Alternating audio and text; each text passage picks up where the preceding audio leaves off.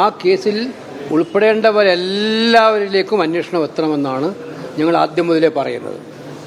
സംസ്ഥാന സർക്കാരിന് ചില താല്പര്യങ്ങളുണ്ട്. അതിനടിസ്ഥാനത്തിലാണ് ഈ അന്വേഷണം അവർ നടത്തിയതല്ല, ഹൈക്കോടതി നിശ്ചയിച്ച SIT ആണ് നടത്തുന്നത്. ഈ അന്വേഷണത്തിൻ്റെ ഗതിവിഗതികൾ നിയന്ത്രിക്കുന്നതിൽ സംസ്ഥാന സർക്കാരിന് താല്പര്യമുണ്ടായിരുന്നു. പക്ഷേ ഹൈക്കോടതിയുടെ ഇടപെടലുകൾ ഉണ്ടായിരുന്നത് കൊണ്ട് അതിലവർ പൂർണ്ണമായിട്ടും സർക്കാർ വിജയിച്ചിട്ടില്ല. ഇനിയും അന്വേഷണം പലരിലും എത്തേണ്ടതായിട്ടുണ്ട്, സ്വകാര്യമായിട്ട് ചോദ്യം ചെയ്തോളൂ ഉൾപ്പെടെ. എന്തായാലും തന്ത്രി ഇന്നലെ വിളിച്ച് കൊണ്ടുപോയിട്ട് ചോദ്യം ചെയ്തു, പിന്നെ കസ്റ്റഡിയിലെടുത്തു. നിയമത്തിൻ്റെ വഴിക്ക് പോകണം. എല്ലാവർക്കും ബാധകമാണ് നിയമം, അക്കാര്യത്തിലും ഞങ്ങൾക്കെതിരെ അഭിപ്രായമില്ല. പക്ഷേ തന്ത്രിയിൽ ചാരി മന്ത്രി രക്ഷപ്പെട്ടു പോകുമെന്നുള്ള കാര്യം സംശയം സമൂഹത്തിലുണ്ട്. അപ്പോൾ അത് കൃത്യമായിട്ടും SIT ശ്രദ്ധിക്കുമെന്നാണ് ഞങ്ങൾ മനസ്സിലാക്കുന്നത്. അത് നിർഭയമായിട്ടുള്ള അന്വേഷണവുമായിട്ട് അവർ മുന്നോട്ട് പോട്ടെ. അല്ല, അത് പോലീസിൻ്റെ മുന്നിലിരിക്കുന്ന ഒരു കേസായതുകൊണ്ടും കോടതി നിരീക്ഷണം ഉള്ളതുകൊണ്ടും ആ കാര്യത്തെക്കുറിച്ച് ഞാൻ പറയുന്നില്ല. ഞാൻ പറഞ്ഞ കാര്യം ഇത്രയേ ഉള്ളൂ. അന്വേഷണം എന്ന് പറയുന്നത് ആരെയെങ്കിലും ബലിയാടാക്കി യഥാർത്ഥ പ്രതികളെ രക്ഷപ്പെടുത്താനാകരുത് എന്നുള്ളത് SIT ഉറപ്പുവരുത്തുമെന്ന് ഞാൻ വിശ്വസിക്കുകയാണ്.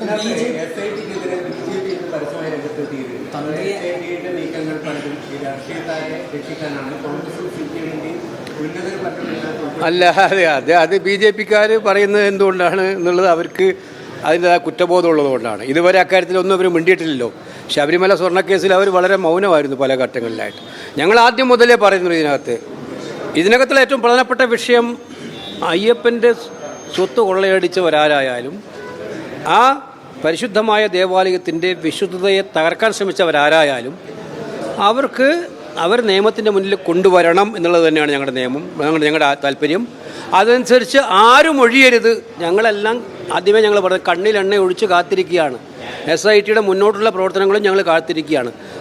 നിയമത്തിൻ്റെ മുന്നിൽ എല്ലാവരും ഒരുപോലെയാണെന്ന് പറയുമ്പോഴും ആ നിയമം എല്ലാവരിലേക്കും എത്തുമെന്ന് ഉറപ്പുവരുത്തേണ്ട ഉത്തരവാദിത്വം SIT ഏറ്റെടുക്കുമെന്ന് ഞങ്ങൾ പ്രതീക്ഷിക്കുകയാണ്. അല്ല, ഹൈക്കോടതിയുടെ നിരീക്ഷണം ഉള്ളത് കൊണ്ട് അക്കാര്യത്തിൽ അവർ മുന്നോട്ട് പോകുന്നതാണ്. SITയുടെ മുന്നിൽ കൂച്ചുവിലങ്ങിടാനുള്ള ശ്രമമുണ്ട്. ഞങ്ങളത് ഇടക്കിടയ്ക്ക് പറഞ്ഞുകൊണ്ടിരിക്കുന്നുണ്ട്. SITയുടെ മുന്നിൽ കൂച്ചുവിലക്കെടുക്കാനുള്ള ശ്രമമുണ്ട്, സർക്കാർ ഇടപെടാനുള്ള ശ്രമമുണ്ട്.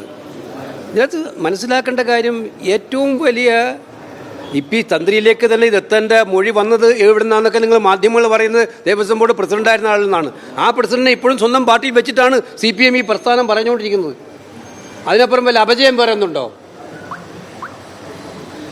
കഴിഞ്ഞ ദിവസം മുഖ്യമന്ത്രി പറയുന്നത് കേട്ടു, ഈ നാട്ടിൽ ഏതെങ്കിലും കൈക്കൂലി വാങ്ങുന്നവരെ ഉണ്ടോ എന്ന് ഈ കാലത്ത് കേൾക്കാനുണ്ടോ എന്ന് നിങ്ങൾ കേട്ടുള്ളൂ.